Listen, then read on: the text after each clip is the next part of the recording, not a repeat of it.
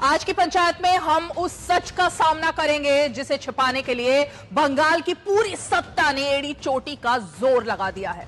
आज देश की सबसे बड़ी अदालत में जो हुआ उसने ममता बनर्जी की राजनीति की कलई खोलकर रख दी है। सुप्रीम कोर्ट की वो एक लाइन आज बंगाल से लेकर दिल्ली तक गूंज रही है। क्या राज्य सरकार खुद को कानून से ऊपर समझती है? फाइलें कहां हैं? जी हां, आज अदालत ने साफ शब्दों में पूछ लिया कि आखिर ममता सरकार जांच से भाग क्यों रही है। लेकिन सच तो यही है ना कि दीदी का ये पुराना ट्रैक रिकॉर्ड रहा है। जब जांच की आंच करीब आती है तो ममता बनर्जी फाइलें लेकर भागती हैं।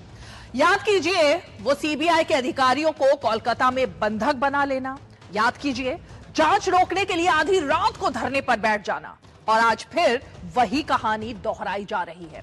एक तरफ ईडी के छापे पड़ रहे हैं, करोड़ों का कैश मिल रहा है, और दूसरी तरफ ममता सरकार उन फाइलों को दबाकर बैठी है जो सच को सामने ला सकती हैं। अब ममता बनर्जी आज सीधे तौर पर इन सवालों के कटघरे में है कि आखिर आप फाइलें लेकर क्यों भाग रही हैं भाई?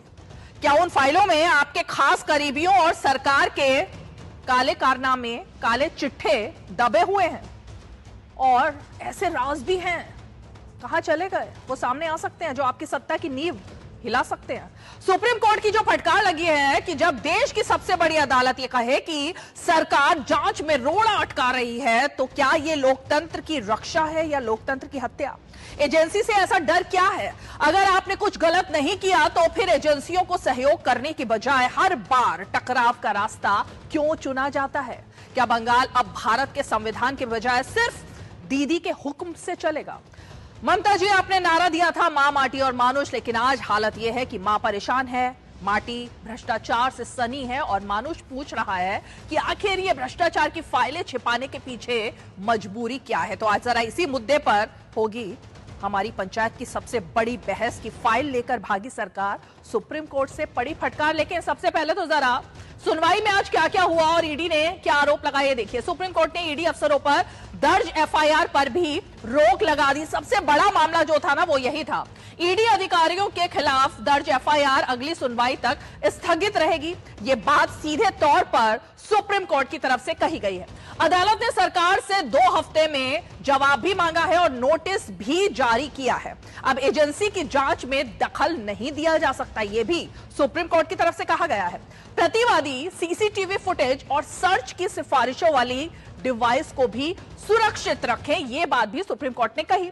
अब ममता बनर्जी ने पुलिस के साथ मिलकर साक्ष्यों की चोरी की ये दलील ईडी की तरफ से दी गई थी, और यह भी कहा गया कि हमसे सबूत छीन कर ले गई, मामले की सीबीआई जांच हो, ईडी की तरफ से यह बात कहा गया। अब ये एक चौंकाने वाला पैटर्न दिखता है। ईडी की तमाम दलीलें थी जो दिखाई दी आज। हाई कोर्ट में हंगामा अचानक नहीं हुआ था, ईडी ने यह भी बात कही। अब टीएमसी के जो लीगल सेल ने हंगामे की प्लानिंग की थी वो खुलासे भी सामने आए।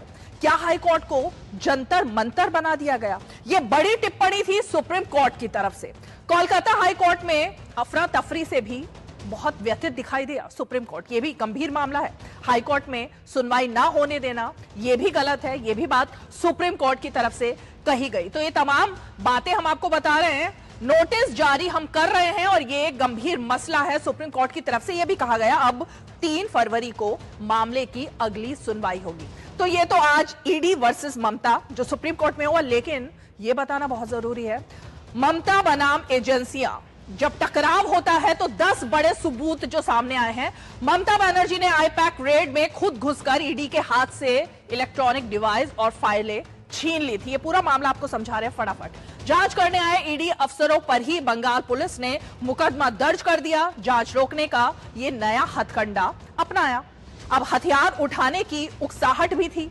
वोटर लिस्ट जांच रोकने के लिए महिलाओं से कहा गया कि दिल्ली के अफसरों के खिलाफ रसोई के औजार, हथियार उठाओ। भीड़ तंत्र पर हमला। मुर्शिदाबाद में टीएमसी समर्थकों ने सरकारी बीडीओ दफ्तर में तोड़फोड़ की और प्रशासनिक काम को भी रोका। ये तमाम ऐसे सिलसिलेवार तरीके से क्या क्या हुआ। अदालत की अवहेलना करने के भी कई बार आरोप लगे।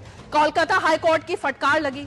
ममता सरकार बार बार न्यायिक आदेशों की धज्जियां उड़ा रही है। ये भी बात सामने आई थी। उसके बाद सीबीआई बनाम पुलिस कमिश्नर को बचाने के लिए खुद धरने पर बैठ गई थी और जांच करने के लिए आए हुए सीबीआई अफसरों को ही ममता बनर्जी ने बंधक बना लिया था। अब एक और आपको मामला बता दें निजाम पैलेस का, जिसमें ड्रामा नारद घोटाले में मंत्रियों की गिरफ्तारी हुई तो सीबीआई दफ्तर में घुसकर बैठ गई थी ममता और अरेस्ट करने की चुनौती तक दे डाली थी। 10 मामलों में से यह भी बड़ा मामला है। 2018 में जनरल कंसेंट वापस लेकर बंगाल के दरवाजे सीबीआई के लिए बंद कर दिए थे, यानी बंगाल को अलग ही उन्होंने तो राज्य बना लिया है। संविधान को चुनौती, गृह मंत्रालय के आदेशों को ठुकराना और राज्यपाल के साथ हुए हर संवैधानिक पद पर सीधा टकराव। अब ये एजेंसी विरोधी जिस तरह से बात है, देश में पहली बार अगर विधानसभा का इस्तेमाल केंद्रीय एजेंसियों यानी ईडी सीबीआई को डराने के लिए किया गया तो वो भी ममता बनर्जी के शासनकाल में। तो ये पूरे मामले हैं और आप जरा जल्दी से ये देखिए 8 जनवरी 2026 को क्या हुआ था। ईडी का टीएमसी आईटी सेल हेड प्रतीक जैन के घर ऑफिस पर छापा पड़ा। ममता मौके पर पहुंची, ईडी ने जांच में बाधा का आरोप लगाया। उसके बाद 27 अक्टूबर राशन घोटाले में ईडी ने तत्कालीन मंत्री ज्योति प्रिय मलिक को गिरफ्तार किया और 20 घंटे की पूछताछ की। ममता उनके भी बचाव में उतर गई। उसके बाद राशन घोटाला, सीबीआई ने पशु तस्करी केस में टीएमसी नेता अनुव्रत मंडल को गिरफ्तार किया, ममता ने उनका भी बचाव किया। तो एक एक कर बचाव के ये इतने सारे चिट्ठे हैं। स्कूल भर्ती घोटाले में ईडी ने शिक्षा मंत्री पार्थ चटर्जी को गिरफ्तार किया। 50 करोड़ कैश और सोना बरामद हुआ। ममता के वो सबसे ज्यादा करीबी थे। और 6 सितंबर 2021 कोयला तस्करी केस में भी ईडी ने अभिषेक बनर्जी से जब 9 घंटे पूछताछ की तो 17 मई 2021 को नारद स्टिंग केस में सीबीआई ने टीएमसी नेताओं को गिरफ्तार किया। ममता का सीबीआई ऑफिस के बाहर 6 घंटे तक धरना चला। तो ये कैसे कैसे मामले हैं। पौंजी घोटाले में सीबीआई कोलकाता पुलिस में टकराव, ममता बनर्जी का 45 घंटे का धरना। अब ये धरना मुख्यमंत्री जो हैं 3 फरवरी 2019 से लेकर अब तक के ये जो मामले हैं, ये तमाम वो चीजें हैं जिससे पता लगता है कि ममता बनर्जी लगातार इसी तरह से हमेशा टकराव और आक्रामकता के मूड में और मोड में रहती हैं।